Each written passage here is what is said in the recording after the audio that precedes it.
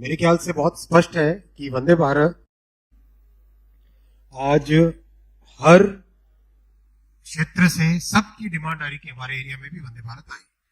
और देखो, कभी भी आप अगर आज से 10 साल पहले की कोई भी चीज का तुलना करो जी 10 साल पहले कोई भी नई गाड़ी आती थी या नई सर्विस होती थी, वो सीमित रह जाती थी बड़े शहरों में। मोदी जी ने एकदम स्पष्ट तौर पे निर्णय लिया कि वंदे भारत भारत के हर राज्य में जानी चाहिए। तो जो पहला जितना भी रूट सिलेक्शन हुआ, वो रूट सिलेक्शन इस तरह से हुआ कि देश का हर राज्य जहां पर ब्रॉड गेज इलेक्ट्रिफाइड है वहां पे वंदे भारत जाए, including north east, including Jammu and Kashmir, including Kerala. देखो, मोदी जी हमेशा सबका साथ, सबका विकास, सबका विश्वास में भरोसा करते हैं। उन्होंने जहां पर हमारी सरकारें हैं जी और जहां पर हमारी सरकारें नहीं है, दोनों को एकदम बराबर तरीके से ट्रीट किया और दोनों ही जगह वंदे भारत दी। केरल में तो 150% से ज्यादा इसकी ऑक्यूपेंसी है, जी इतनी सुपर हिट जा रही है। तमिलनाडु में करीब 6 सर्विसेज वंदे भारत की है।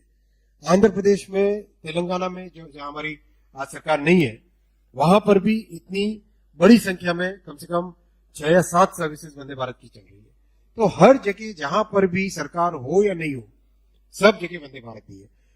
बहुत सुपर डिमांड आता है, हर एक एमपी साहब आते हैं, मिलते हैं कि हमारे यहाँ भी वंदे भारत चालू करो। और आज जितनी भी मोदी जी के विजन में, प्रधानमंत्री जी के संकल्प में जो काम हुआ है, आज करीब करीब हर हफ्ते एक नई वंदे भारत ट्रेन फैक्ट्री से निकल रही है। तो देश का कोई भी ऐसा शहर नहीं रहेगा आने वाले समय में जहां पे वंदे भारत ना हो। हर शहर में वंदे भारत पहुंचेगी। पहला, बुलेट ट्रेन की बहुत अच्छी प्रोग्रेस चल रही है। 2017 में माननीय प्रधानमंत्री जी ने इसका फाउंडेशन ले किया था। 2019-20 तक करीब करीब इसका डिजाइन पूरा हुआ। 20 और 21 में थोड़ा सा कोविड के कारण धक्का लगा, लेकिन फिर भी काम बहुत तेजी से आगे बढ़ा और 284 किलोमीटर, 284 किलोमीटर का कंस्ट्रक्शन पहुंच चुका है। आपको शायद आपने हाल ही में कुछ वीडियोस भी देखे होंगे किस तरह से जी कंस्ट्रक्शन की टेक्नोलॉजी में चेंज आ रहा है और प्रोग्रेस बहुत अच्छी है। पहली अंडर सी, समुद्र के नीचे tunnel between Mumbai and Thane, उसका भी डिजाइन कंप्लीट होकर उसका कंस्ट्रक्शन स्टार्ट हो गया है। एक टोटली नए तरीके से काम करना, नई टेक्नोलॉजी पे काम करना और एक नए, एकदम नए पैमाने से काम करना, जी ऐसा है ये बुलेट ट्रेन का प्रोजेक्ट। दूसरा, वंदे भारत का स्लीपर वर्जन भी बनके रेडी हो गया है। जी वो भी बहुत जल्दी आने लगेगा और उसको टेस्टिंग करेंगे। 2 या 3 महीने टेस्टिंग करनी पड़ती है कोई भी नई गाड़ी निकालते हैं तो। उसके बाद में वंदे भारत स्लीपर से ओवरनाइट जर्नी एकदम आपकी इतनी कंफर्टेबल हो जाएगी कि आप देखोगे कितना बड़ा चेंज है। तीसरा, वंदे मेट्रो जो शहर आसपास है, 200-250 किलोमीटर के अंदर है, उसमें बिल्कुल शटल की तरह चलेगी। जी यानी हर आधे घंटे, हर 1 घंटे, हर 2 घंटे के बाद में ट्रेन आपको रेडी मिलेगी। कोई आपको रिजर्वेशन वगैरह का चक्कर ही खत्म हो जाएगा। चौथा, Amrit Bharat train totally non air condition है। 22 कोच में से 11 कोच जनरल है। 22 कोच में से 11 कोच जनरल है जी और 11 कोच उसके स्लीपर है। मतलब वो गरीब से गरीब व्यक्ति भी 1000 किलोमीटर की जर्नी 450 रुपए में कर सके, जी उस संकल्प के साथ चल रहे हैं। और एक और बहुत इंपॉर्टेंट बात है हमारे लिए, अगर ये इनकम का पिरामिड हम देखें तो जो लो इनकम और मिडिल इनकम है वो प्रायोरिटी है हमारे लिए। जी गरीब परिवार, मिडिल इनकम परिवार रेलवे के लिए टॉप मोस्ट प्रायोरिटी है। जी जो अधिक इनकम वाले परिवार है वो आराम से फ्लाइट में जाए।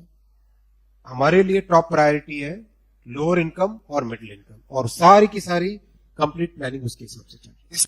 देखो, रेलवे में अगर 100 रुपए का खर्चा आता है किसी भी पैसेंजर के ट्रांसपोर्टेशन पे, आज टिकट उसमें 100 रुपए खर्चे के कंपैरिजन में 45 रुपए का टिकट है। जी यानी 55% डिस्काउंट है सभी जी। को। कुल टोटल डिस्काउंट की अगर क्वांटिटी ले तो 59,000 करोड़, मोटा मोटी 60,000 करोड़ का टोटल सब्सिडी है रेलवे के पैसेंजर ट्रैवल में। दुनिया की most affordable railway travel service है भारत की। 60,000 करोड़ की हर साल सब्सिडी इसमें पैसेंजर ट्रैवल में जा रही है। कई वर्ष हो गए, कहीं पर भी भाड़े को 1 पैसा भी आगे नहीं बढ़ाया गया। तो मुझे नहीं लगता है कि ये क्रिटिसिज्म कहीं से भी फेयर है। आर्टिफिशियल इंटेलिजेंस आज कॉमन लैंग्वेज में आई है, बोलचाल की भाषा में आई है एआई, लेकिन इंजीनियरिंग की दुनिया में, इंडस्ट्रियल की दुनिया में एआई आज से करीब करीब 20-25 वर्षों से चल रही है जी। बहुत लाभ है इसके। कई तरह के जो फैसले ऑन द रन करने होते हैं, जैसे मशीन का टेम्परेचर है, प्रेशर है, कोई उसका मूवमेंट का फैक्टर है, उन सबको बहुत आसानी से एआई का उपयोग करके मेंटेनेंस टाइम पीरियड बचाया जा सकता है, कई चीजें सुधर सकती है। तो बेनिफिट्स अपनी जगह बहुत सारे, एग्रीकल्चर में, फार्मास्यूटिकल्स में, वेदर फोरकास्टिंग में बहुत सारे, लेकिन बहुत सारे नुकसान भी है। सोसाइटी में जेनरेटिव एआई और डीप फेक्स की मदद से बहुत सारे भ्रम फैलाए जा सकते हैं जी, मिस इन्फॉर्मेशन फैलाई जा सकती है। तो आज हमारे सामने ये हमें देखना है कि जो बेनिफिट्स है एआई के जी, उसको हम लें, और जो सोशल मीडिया का पूरा कॉन्टेक्स्ट बदल गया है। आज आप एबीपी न्यूज पे कुछ चीज चलाते हैं तो आपका एडिटोरियल चेक होता है जी, कि सही चीज है तभी चलाओ, बिल्कुल सही चीज नहीं है उसकी तो आप घंटी बजाने का भी काम करते हैं जी। तो आप जिस तरह से आप एक जिम्मेदारी के साथ एक चैनल चलाते हैं जी, वैसी ही जिम्मेदारी क्यों ना सोशल मीडिया प्लेटफॉर्म्स भी लें। आज अगर सबसे बड़ा न्यूज का माध्यम है कोई प्लेटफॉर्म, उस प्लेटफॉर्म की जिम्मेदारी भी बनती है कि कुछ तो एक बेसिक चेक करे। तो वो कॉन्टेक्स्ट, वो जिम्मेदारी जो कि सोसाइटी के लिए बहुत जरूरी है, वो आनी चाहिए, ऐसा हमारा मानना है।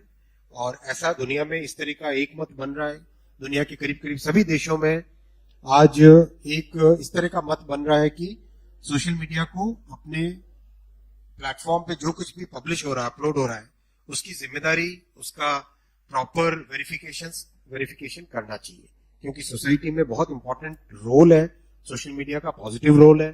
उस पॉजिटिव रोल को स्ट्रेंथन करना है, और जो नेगेटिविटी आ जाती है, लोग भ्रम फैलाने के लिए कुछ करते हैं, उसको कंट्रोल में करना है।